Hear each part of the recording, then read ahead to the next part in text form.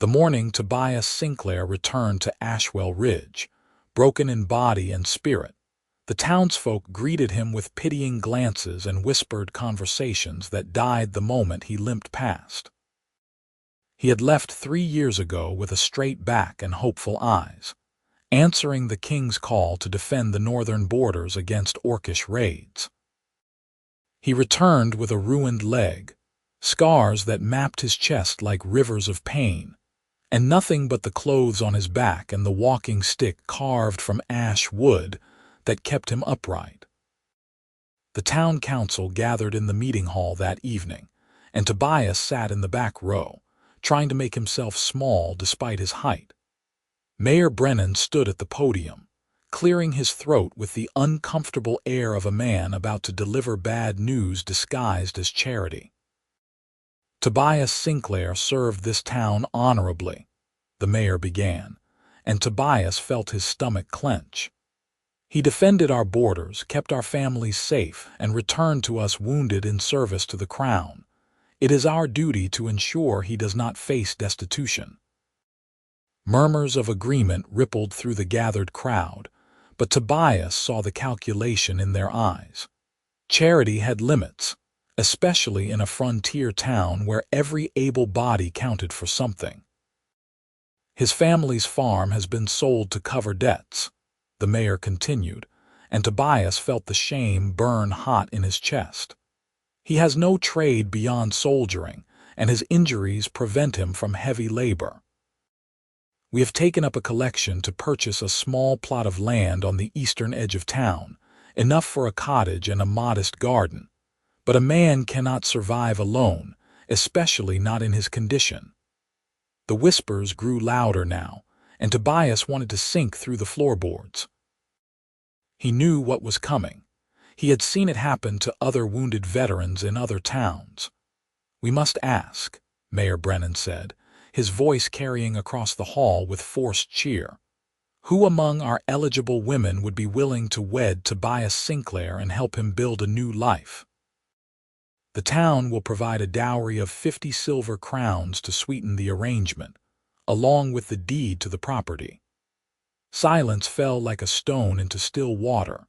Tobias stared at his hands, at the calluses and scars that marked them, and felt something inside him shrivel. They were auctioning him off like livestock, and no one wanted to bid. He could not blame them. What woman would tie herself to a crippled veteran with no prospects, no matter how much silver the town offered?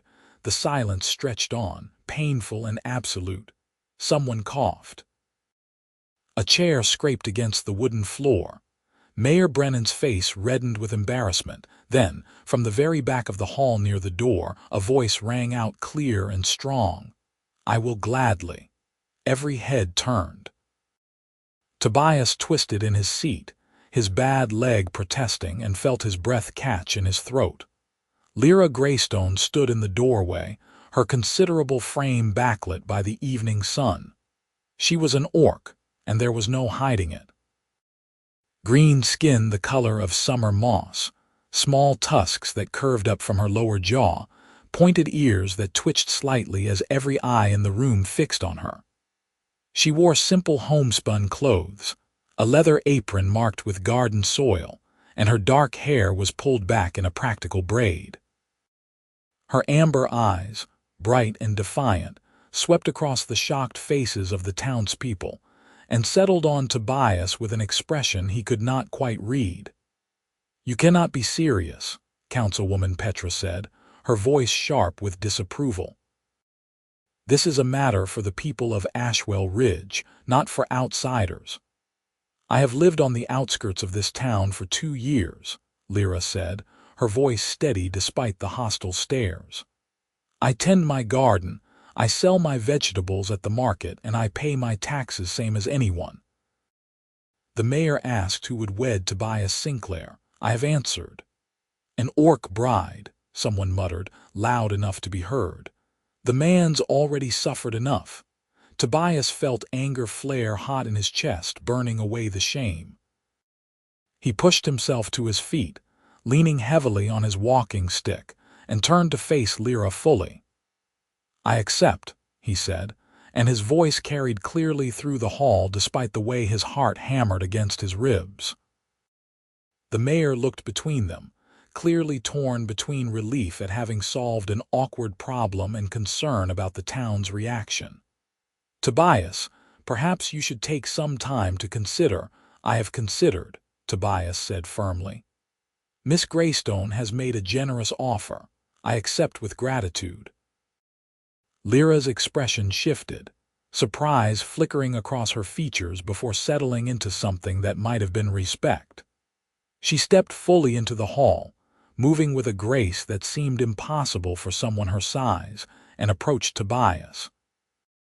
Up close, he realized she was nearly his height, with broad shoulders and muscular arms that spoke of hard work. But her face, despite the tusks and alien features, held a gentleness in the eyes that made something in his chest tighten. "We should speak," she said quietly. "Alone." "Before any vows are made," Tobias nodded.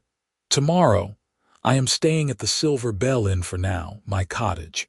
An hour past dawn. You know the path that leads east past the Widow Maybell's farm. I will find it." The meeting dissolved into chaos after that, with the council arguing about propriety and the townspeople gossiping openly. Tobias slipped out while they were distracted, but not before catching the look on Lira's face as she left through the back door. She looked determined but also afraid, and he wondered what had possessed her to volunteer for such a thing. That night, lying on the lumpy inn mattress, Tobias stared at the ceiling and tried to understand his own rash decision. He knew nothing about Lira Greystone beyond what little he had observed at the market during his first days back in town. She sold vegetables and herbs, kept to herself, and the other vendors gave her a wide berth. He had spent 3 years fighting orcs on the northern borders, had killed his share of raiders and warriors, and bore the scars to prove it. The injury that had ended his military service had come from an orcish axe that had shattered his knee and nearly taken his leg. And yet, when he had looked into Lira's eyes across that meeting hall, he had not seen an enemy. He had seen someone who understood what it meant to stand alone in a hostile place. He found her cottage as the morning sun burned away the dew, following the narrow path that wound through late autumn fields and stands of pine.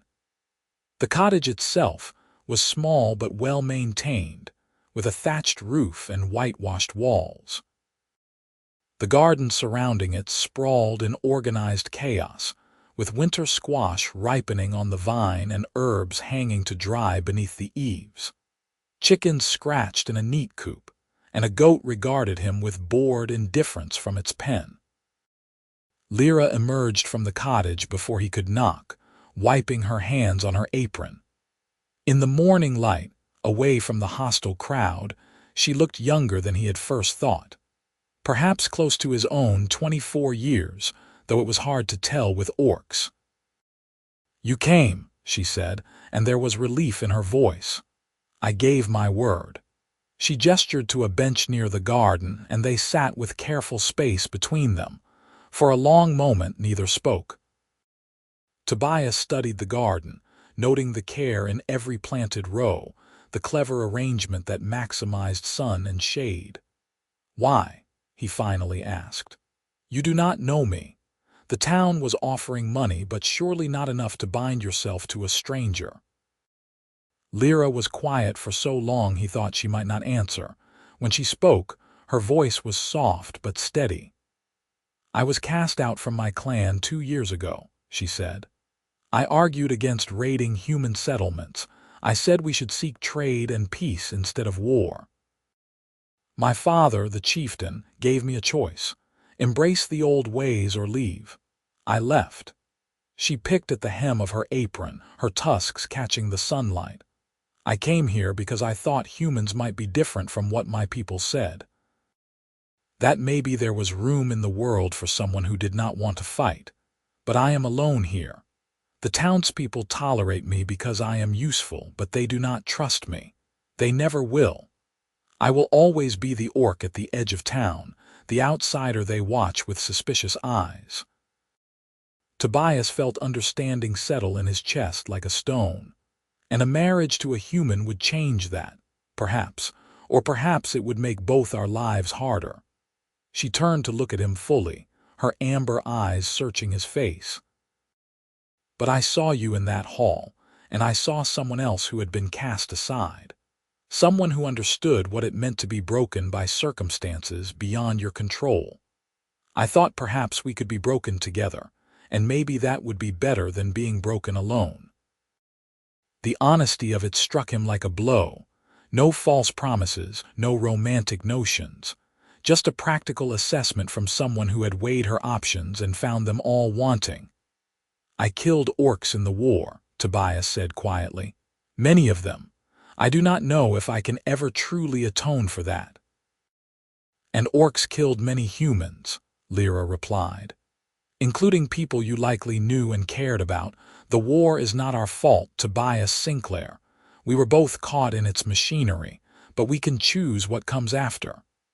He looked at her cottage, at the life she had built with her own hands from nothing. At the garden that fed her and provided income. At the small, determined existence she had carved out in hostile territory. What would you want from a marriage? He asked. Truly? Lira considered the question carefully. Help with the heavier work, someone to share the burden of survival. Companionship, perhaps, in time. I would not demand affection you do not feel, but I would ask for respect and honesty. That seems fair, and I would want the same. I can teach you the garden work, she continued. Vegetables, herbs, medicinal plants. It is not soldier's work, but it is honest and it can feed two as easily as one. The plot the town is giving you, we could expand this garden or plant a second. Between my knowledge and your labor, even with your injury, we could build something sustainable. Tobias thought about the alternative. Taking the town's charity, living alone in a small cottage slowly dying of purposelessness and poverty. At least this offered the possibility of something more. I have nightmares, he said abruptly. From the war. Sometimes I wake screaming. Sometimes I cannot walk properly for days when the weather turns cold. I am not an easy man to live with, I suspect.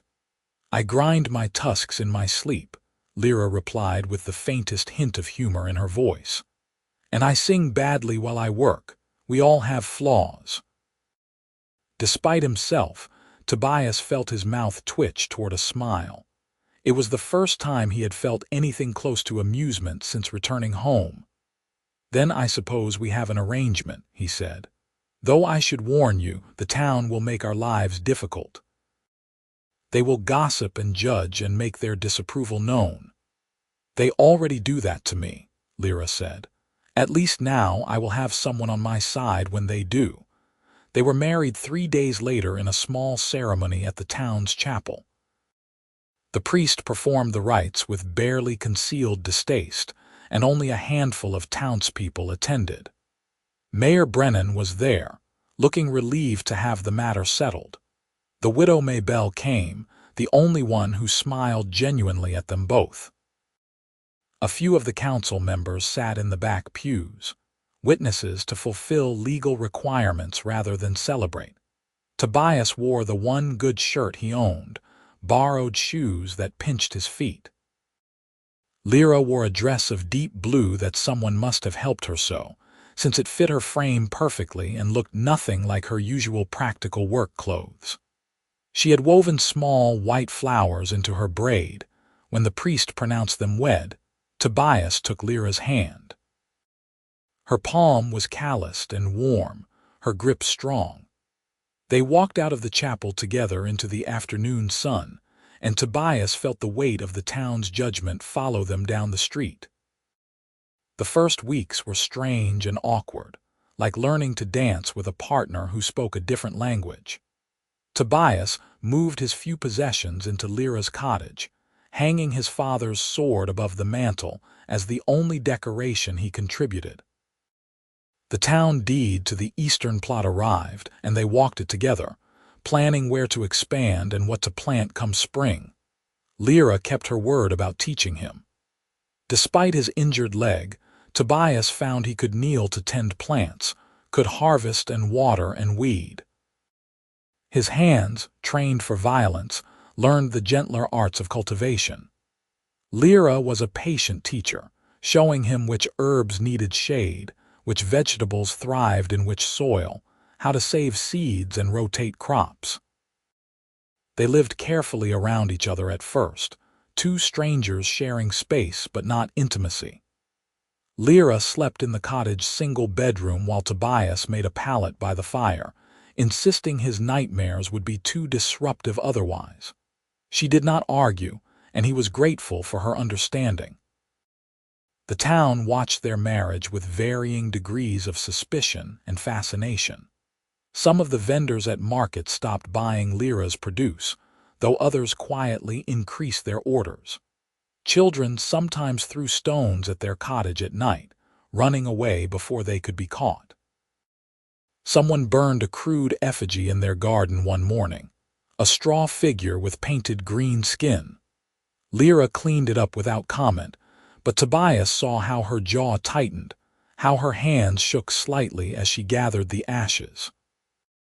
That night, he sat with her by the fire and told her stories about his childhood in Ashwell Ridge, about the town before the war had taken so many of its young men. She listened carefully, and then, haltingly, told him stories about her clan, about the rolling hills where she had grown up and the songs her mother had taught her. "You miss it?" Tobias asked. "Every day," Lira admitted, "but I do not regret my choice. Even if my people never accept me back, I know I did the right thing. I understand that feeling." As autumn deepened into winter, they fell into rhythms of domesticity. Lira taught Tobias to make the heavy bread her people favored, dense and dark with seeds. Tobias showed her how to preserve meat the way his mother had, with herbs and smoke. They worked side by side in the garden, preparing it for winter, and Tobias found his leg grew stronger with the constant movement, though it would never fully heal. The nightmares continued, as he had warned. He would wake gasping, reaching for weapons that were not there, his mind trapped in memories of blood and screaming. The first time it happened after their marriage, Lira appeared in the doorway of the bedroom in her nightclothes, her face creased with concern. "Do not come closer," Tobias managed, trying to control his breathing. "Sometimes I lash out before I am fully awake," but Lira was not easily frightened.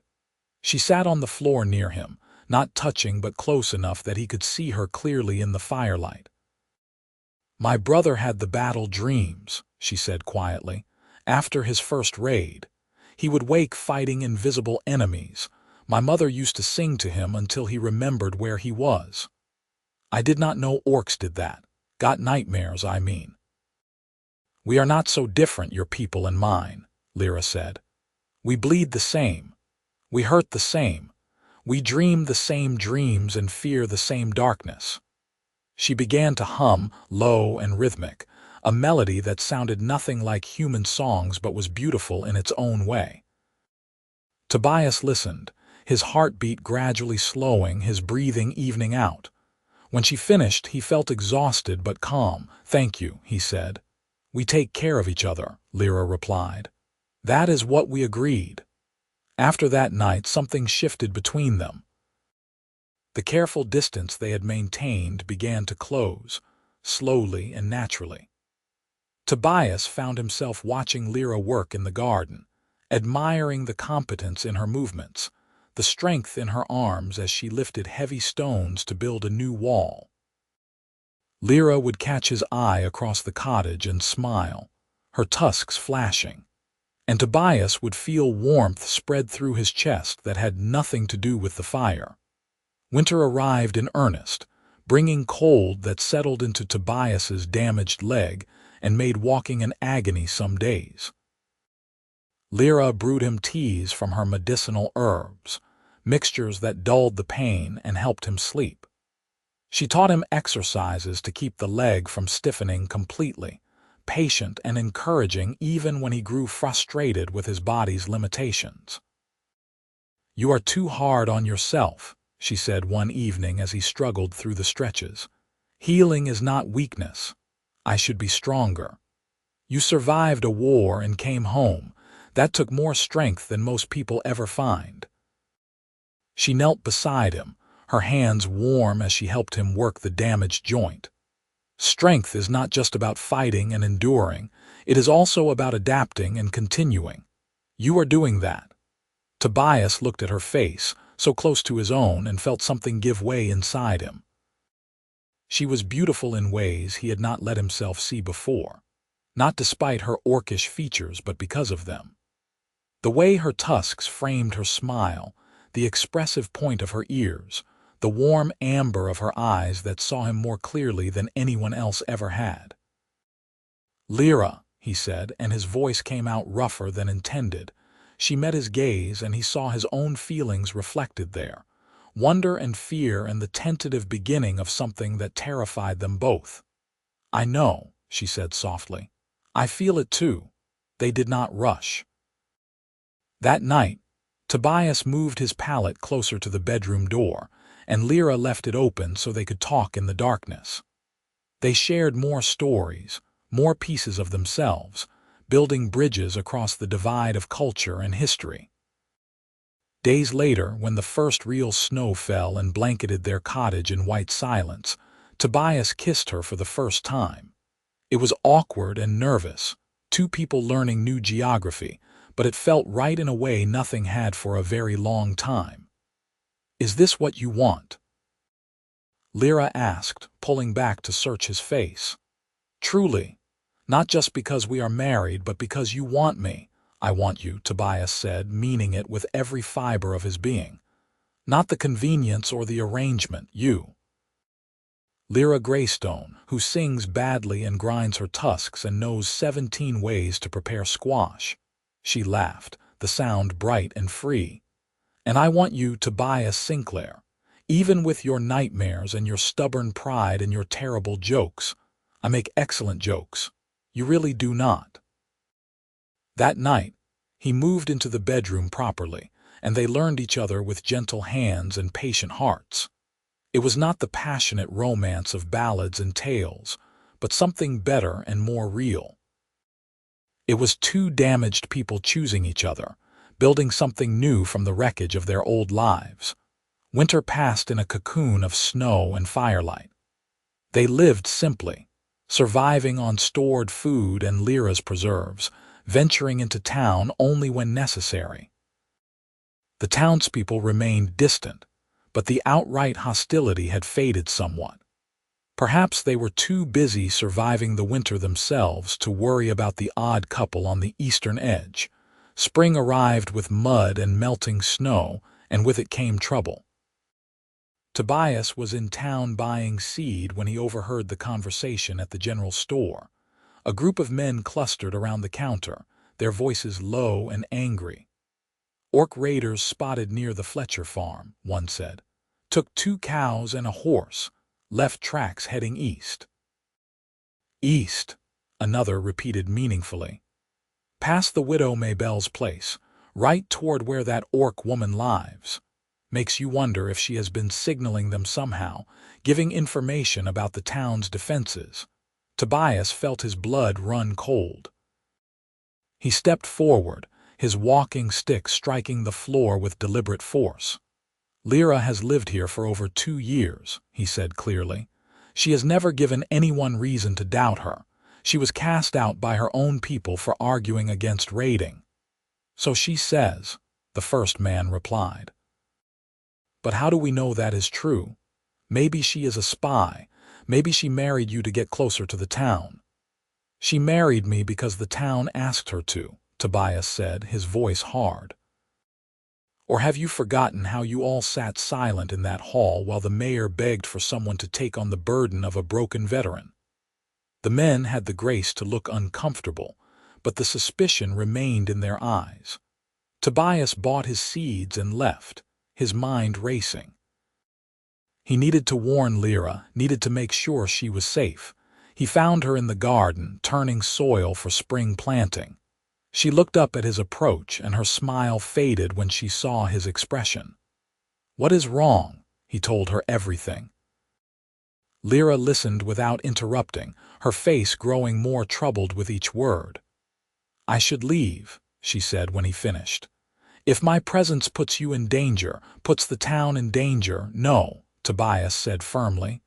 "You have done nothing wrong. We will not let them drive you out based on suspicion and prejudice. But if the raiders are near, then we deal with them if they come, together." That night, Tobias took down his father's sword from above the mantel. He had not touched it since hanging it there, had not wanted to. But now he cleaned the blade and checked its edge, his soldier's instincts awakening reluctantly. 3 nights later, the raiders came. Tobias woke to the sound of the goat bleating in terror and voices speaking in the Orcish tongue outside. He grabbed his sword and his walking stick, moving as quickly as his bad leg allowed. Lira was already up, her face pale but determined. "Stay inside," Tobias ordered.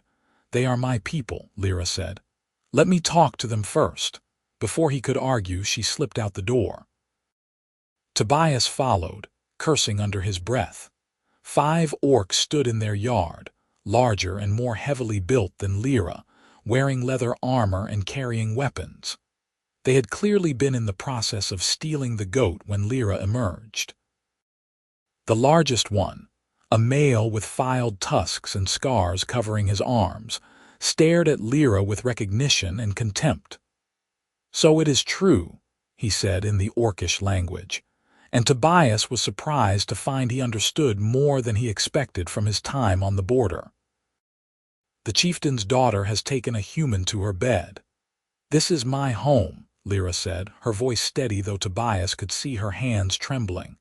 "You are not welcome here. Take your war elsewhere." "Your father sends a message," the scarred orc continued, ignoring her words. "Come home. Renounce this human weakness. Return to the clan and you will be forgiven. And if I refuse, then you are dead to us, and your human pet will be dead in truth." The raiders moved forward as one, weapons rising. Tobias stepped in front of Lira, his sword held in a guard position despite the way his legs screamed in protest. "You will have to go through me," he said in rough Orcish. The scarred orc laughed. "A crippled soldier. This will be quick." But Tobias had not survived 3 years of war by being stupid. As the orcs charged, he pivoted on his good leg, using his momentum to drive his sword at the nearest attacker. The blade caught the orc in the shoulder, drawing first blood. The raider howled and stumbled back.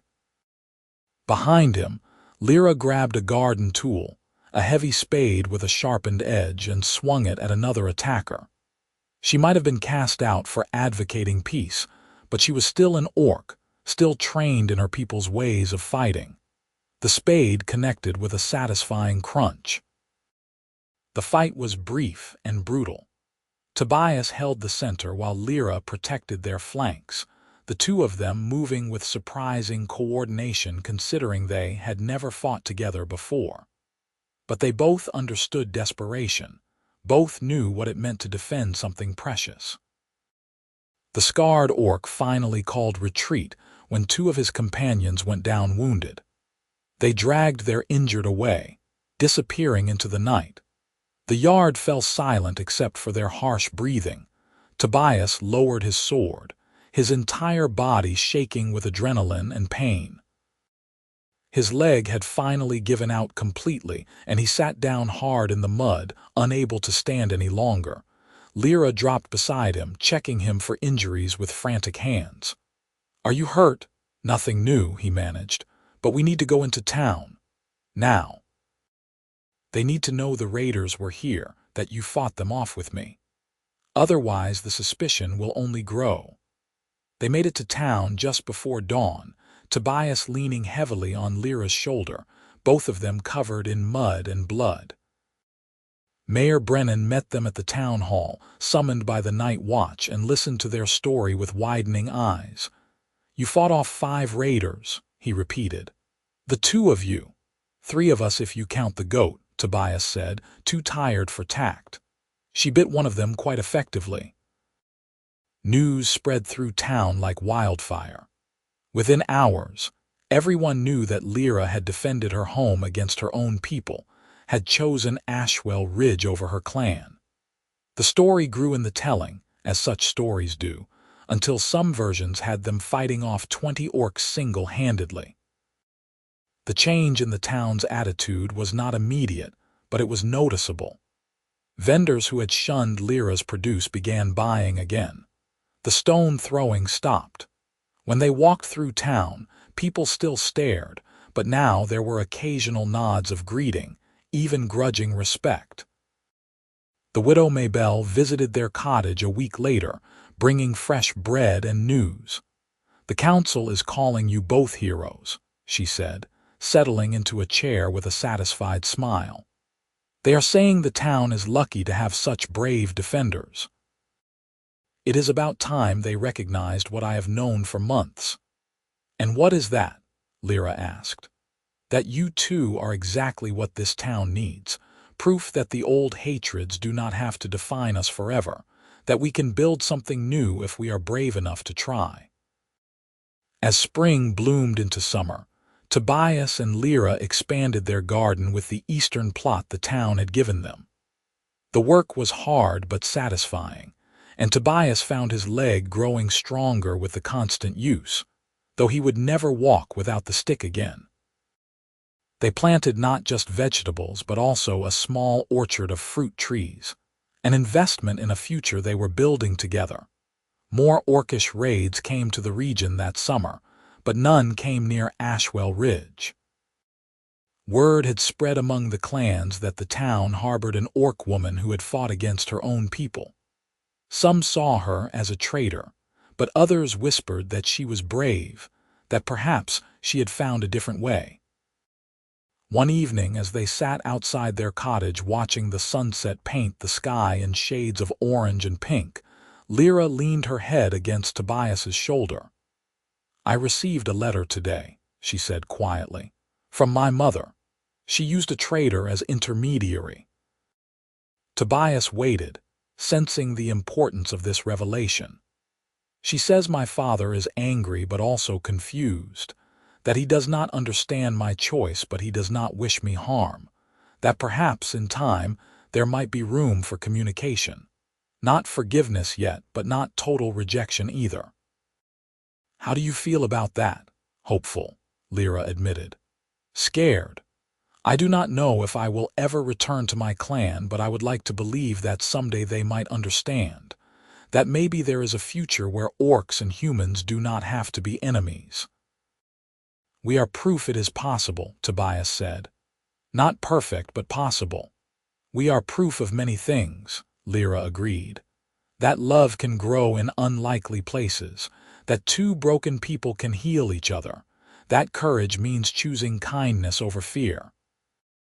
Tobias turned to look at her properly, this remarkable woman who had stood up in a hostile hall and volunteered to tie her life to his, who had taught him to find purpose again, to see beauty in simple things like growing vegetables and watching seasons change, who had fought beside him and held him through nightmares and made their little cottage into a true home. "I love you," he said, the words coming easier than he expected. "I know we started as a practical arrangement, but it has become so much more than that. You are my partner, my best friend, my reason for waking up each morning with hope instead of dread." Lira's eyes shimmered with emotion. "I love you too, Tobias Sinclair. You saw me as a person when everyone else saw only a monster. You gave me not just a home but belonging. A place where I can be fully myself." They kissed as the sun dipped below the horizon, 2 unlikely lovers who had found each other in the most improbable circumstances. Around them, their garden flourished, a living testament to what could grow when people chose to nurture rather than destroy. The town of Ashwell Ridge slowly learned to accept them, though it took time and patience. Children who once threw stones began stopping by the cottage to buy vegetables for their parents, and eventually to ask questions about Lira's plants and Tobias's stories from his soldier days. The couple became something of a fixture, the odd but respected pair on the eastern edge of town. When harvest time came that first year, their combined plots produced more food than they could sell or eat. Lira suggested donating the excess to the town's winter stores, and Tobias agreed. They delivered cartloads of squash and potatoes, turnips and preserved herbs, and the council accepted them with genuine gratitude. "You have done more for this town than many who were born here," Mayor Brennan said, and there was no trace of the reluctance that had marked their wedding day. "We are fortunate you chose to stay, both of you." As winter approached again, Tobias and Lira prepared their cottage and garden with the ease of practice and the comfort of shared understanding. They had weathered storms, both literal and figurative, and emerged stronger for it. One snowy evening, as they sat by the fire with Lira working on her mending and Tobias carving wooden handles for new garden tools, she spoke up suddenly. "I am with child." Tobias's knife slipped, nearly cutting his thumb. He set it down carefully and turned to stare at her. "You are certain?" Lira nodded, her hand moving unconsciously to her stomach. "I have suspected for weeks, but now I am sure. A half-orc child, Tobias. The townspeople will talk, some will be cruel. Are you ready for that?" Tobias moved to kneel beside her chair, taking her hands in his. "I am ready for anything as long as I face it with you, and our child will be loved and protected. We will teach them to be proud of both their heritages, to see strength in difference rather than shame." "It will not be easy," Lira warned. "Nothing worth having ever is," Tobias replied. "But we have already proven we can handle difficult.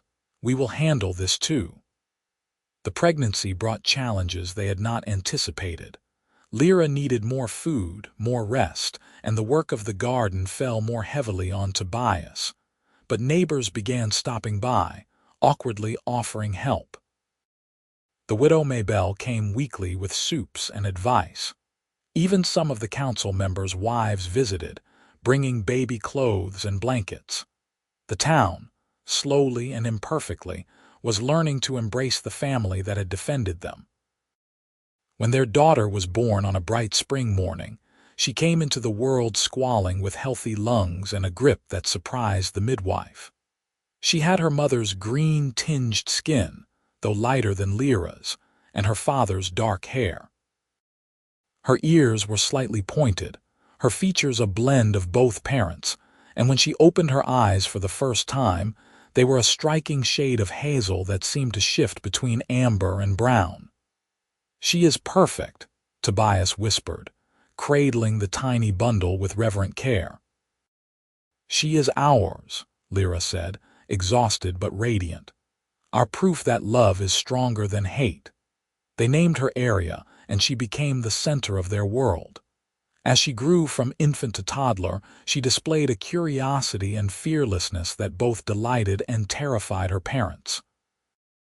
She learned to speak both human common and orcish, to appreciate her mother's songs and her father's stories, to see her mixed heritage as a blessing rather than a curse. The town-watched area grow with a mixture of wonder and acceptance. She was not the first half-orc child in the world, but she was the first in Ashwell Ridge, and she represented something important. Hope, perhaps, or possibility. The idea that the future did not have to look like the past.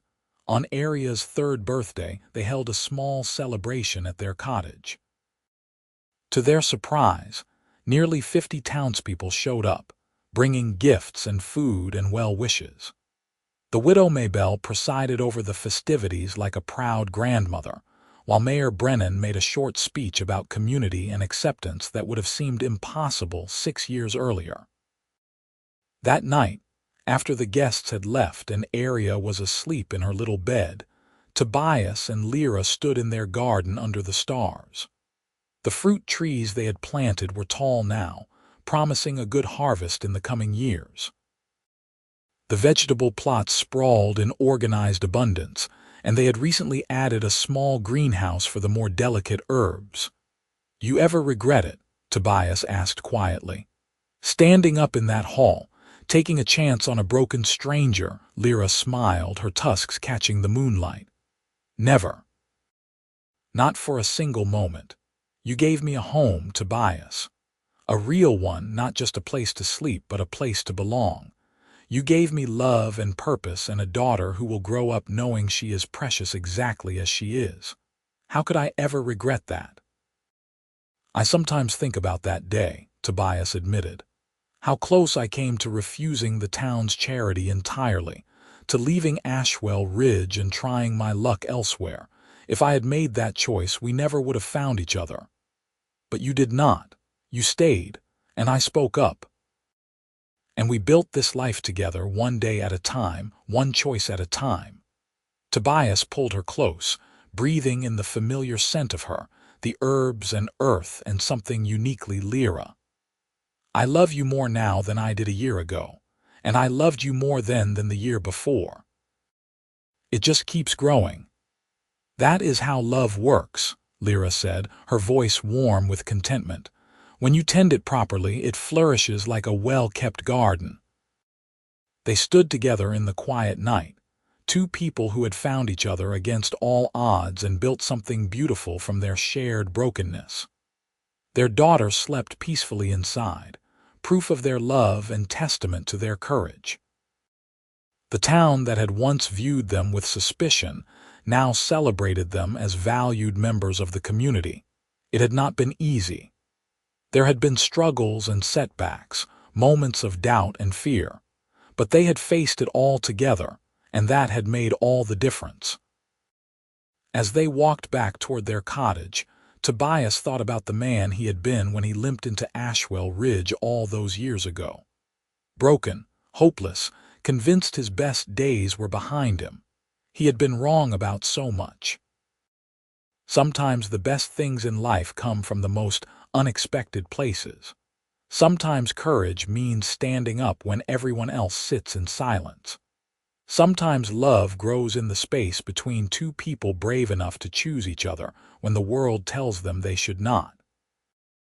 And sometimes, when a town asks who would wed a poor, broken man, an orc woman stands and says, "I will gladly," and changes everything.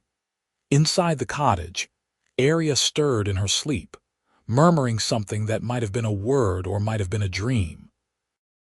Lira checked on her, tucking the blankets more securely around the child's small form, then joined Tobias in their bedroom. They settled into bed together, fitting against each other with the ease of long practice. Outside, the wind whispered through their garden, and somewhere in the distance, an owl called into the night. Tomorrow would bring new challenges, new work, new moments to navigate. But for now they had this: peace, love, and the quiet certainty that they had found where they belonged. Together, they had turned an arrangement of convenience into a partnership of equals, a political marriage into a love story, and two separate, lonely lives into one shared journey full of meaning and joy. They had built a home not just of walls and roof, but of trust and respect and unwavering commitment to each other. And in a world still healing from the wounds of war, still learning to see past differences to the common humanity beneath, their little family stood as living proof that a better future was possible. That peace could be more than just the absence of conflict. That love could bridge any divide if people were brave enough to try. As sleep claimed them both, Tobias's last waking thought was one of profound gratitude. He had come home broken, expecting nothing but charity and pity. Instead, he had found everything he never knew he needed. A partner who understood him, a purpose that fulfilled him, a family that completed him, all because one woman had the courage to stand when others sat silent, to choose compassion over caution, to see possibility where others saw only problems. Lira had saved him in that moment, though she might not have known it.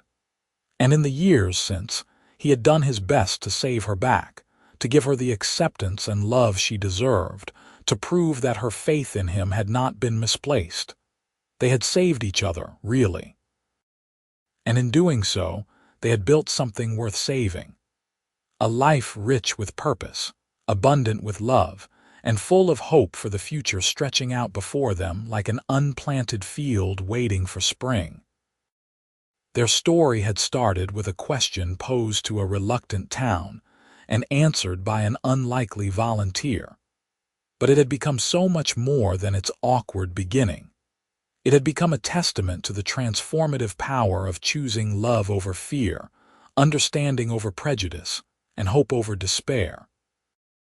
And every day, as they worked side by side in their garden, raised their daughter with patience and devotion, and built their life together one moment at a time, they proved that the best stories are not the ones that start easily, but the ones where people fight for their happiness and win.